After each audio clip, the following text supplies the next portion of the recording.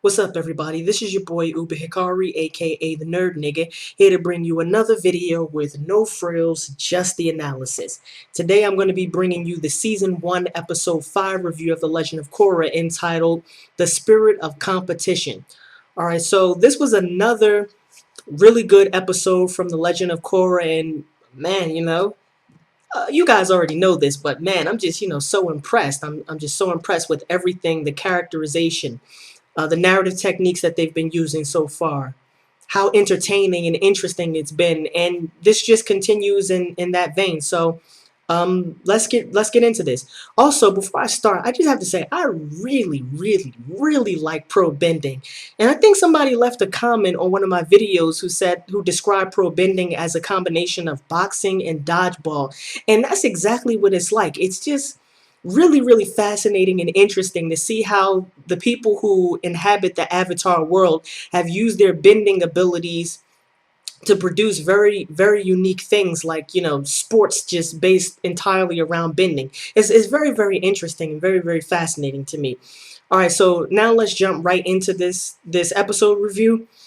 There really doesn't need to be a summary for this episode because it basically revolves around two things. One is the erotic tension between all the members in the group, and the other is pro bending. But just to do a little bit of a summary, basically Korra tries to find a way to get with Mako, but Mako rebuffs her. Then Korra winds up with on a date with Bolin, and then Bolin witnesses Mako and Korra kissing. And just briefly for a second, let me pause. I'm sorry, I can't even help myself right now. The look on Bolin's face when he saw Mako and Korra kissing, that was so funny the way he cried. I'm sorry. I mean, I don't mean to be cruel to Bolin. I mean, of course, maybe he had his little heart broken, but that was just the look. He was just like, "Ugh." It was just so funny. It was just so funny.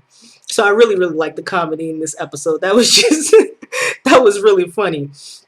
But anyway, at the end of the episode, they find a way to resolve their differences as they prepare for the finals of the Pro Bending tournament, Pro Bending Championship tournament. All right, so now straight to the analysis. Very quick summary. So like I said, this episode revolves around two things: the so-called shipping wars, and the second thing is the fire ferrets making their way through the Pro Bending Championship tournament.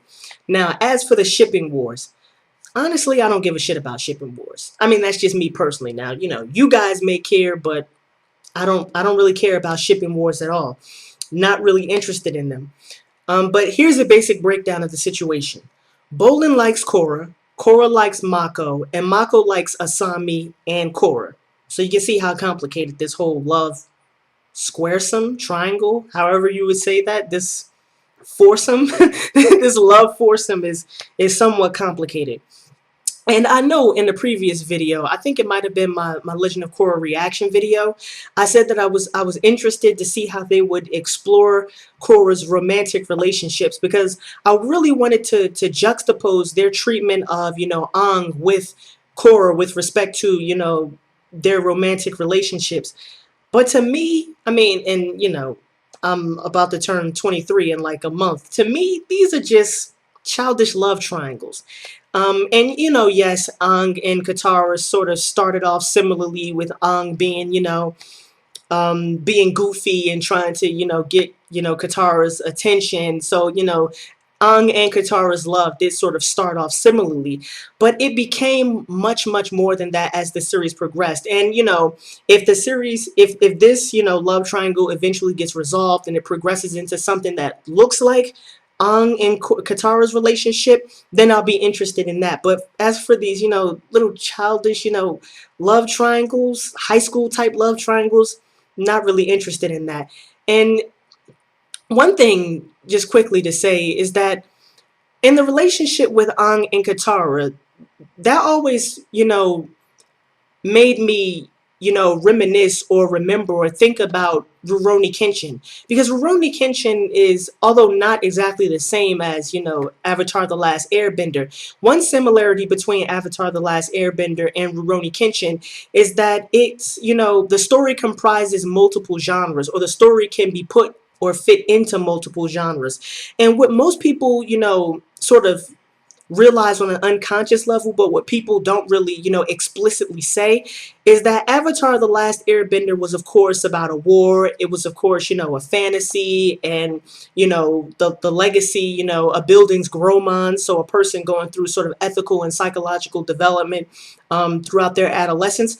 But it was also a love story. It was also a romance because a huge subtext of Avatar: The Last Airbender was the love story between, Katara and Aang. And in a similar fashion, a huge, subtext of the Rurouni Kenshin manga was the love story between, Kamiya Kaoru and Kenshin Himura. And, like I said, the sort of, relationship, the love between Aang and Katara eventually blossomed into to much, much more than this, high school, lovey-dovey puppy love type of thing, where, there was even a point where Aang, was willing to give up learning the Avatar state so that he could save Katara's life. And so I would say that they, need to develop this at least resolve and develop these romantic relationships more more fully before I can become, interested in them in any sort of, interesting way. So like I said, it just has to go beyond this sort of lovey-dovey high school puppy love type thing because, that's just not me. That's not what I find interesting. And just to quickly go over the Mako, Korra, Asami love triangle, I think there's two reasons why Mako prefers Asami to Korra, or at least why Mako is with Asami rather than Korra. The first is because it seems like he doesn't want to mix business and pleasure. And of course, that's understandable. He has certain priorities. He's on a bending team. Their priority is to win the pro bending championship. And so it would just be prudent for him not to mix business and pleasure. That's understandable. But the second, more obvious reason, and, the more plausible reason as to why Mako is with Asami rather than Korra is that Asami is where he's getting his bread buttered. You know what I'm saying?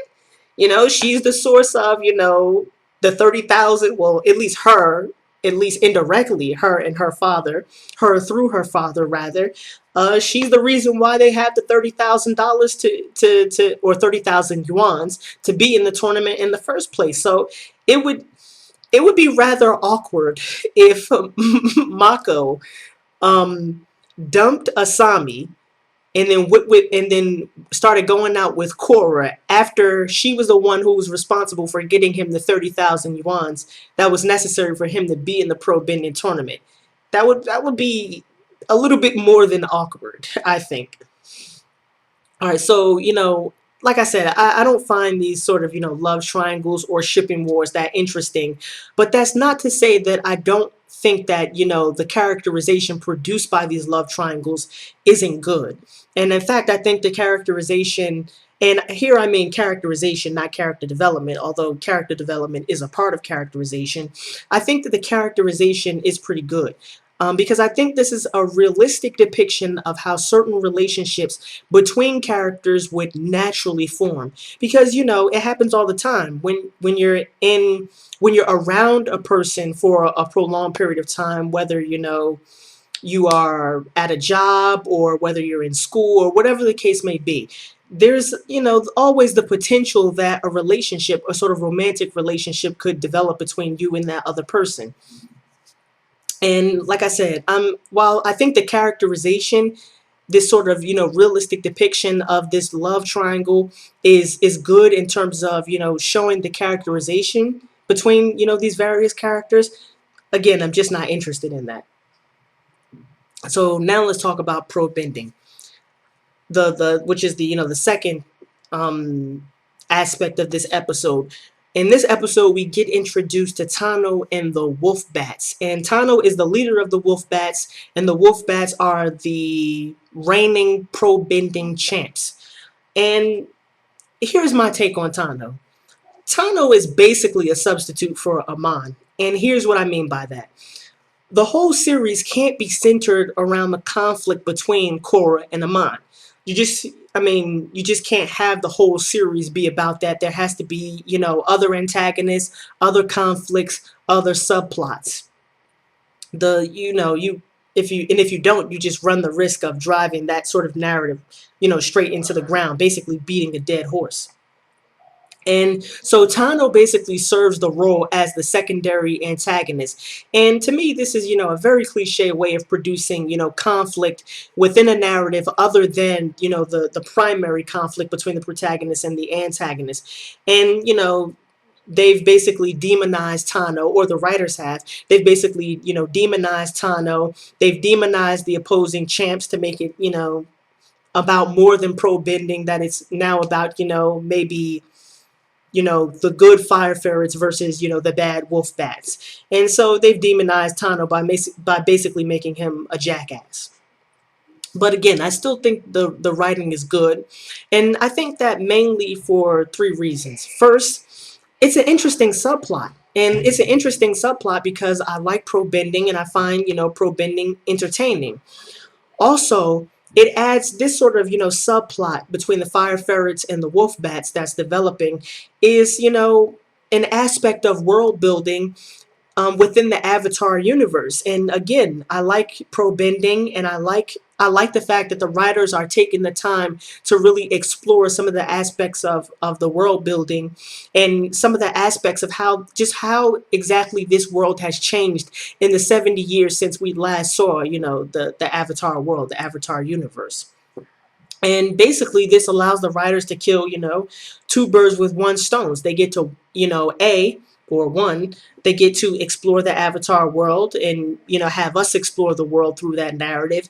And two, they get, very good characterization with respect to the love triangles that have developed between Korra, Mako, Bolin, and Asami. Just two more brief things before I wrap this episode review up. First is Bolin. And this is something I didn't realize because I was so focused on Amon and I was so focused on Korra in the previous episodes, so I didn't really pay too much attention to Bolin. But Bolin is a formidable bender in his own right. And that comes through very clearly in that one-on-one earth bending match that he had to engage in, which is basically the equivalent of like a sudden death overtime, where he had to face the earthbender of the opposing team to see who would move on to the next round of the pro bending championship tournament. And his skill is, I mean, he's very, very skilled. I mean, his skill is top notch. And before, I was just paying attention to Mako's skill and Korra's skill and Amon's skill. But now that I've seen Bolin, basically take the spotlight away from Mako, because in this episode, he basically said, yeah, Mako, generally, I would leave this to you, but you're in no position. You're to engage in this one-on-one sudden death match. So let me take on the responsibility. So now that I've seen his skill, it looks like the skill of this team is going to be pretty well balanced. Of course, Korra is going to be the strongest person of that group, but now it's not exactly clear to me that Mako is necessarily the second strongest on that group, because Bolin is a formidable bender in his own right. Also, one other thing that I noticed is that the pacing of this series is very fast. It's incredibly fast. I mean, we've had a remarkable amount of, psychological and ethical characterization and development of both the protagonist and the antagonist in the space of about 4 episodes. That is real fast. I mean, that's very fast pace. And it seems like with this episode, since I mean they basically went through like 3 rounds of the pro bending tournament in one episode. I mean that's real fast. I mean that's a real fast pace. So it looks like the pro bending championships will either be in, well, because I downloaded this episode and I didn't see the preview of the next episode, which is why I'm really not sure about what's in the next episode. It looks like the pro bending championships will either be in the next episode, sorry, the next episode, episode 6, or it'll be in episode 7. But it doesn't matter which, episode the championships take place in, either 6 or 7.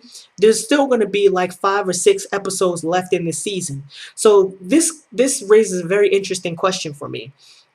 Is there another subplot? I mean, because there's going to be 5 or 6 more episodes after this pro bending championship is over. So I'm wondering if there's going to be another subplot in the season, or will the remainder of those 5 or 6 episodes be dedicated specifically to Korra's confrontation with the Equalists. And I'm not really sure about that. So yeah, this is your boy Uber Hikari, aka the Nerd Nigga. Just brought you another video with no frills, just the analysis. Peace and have a blessed day.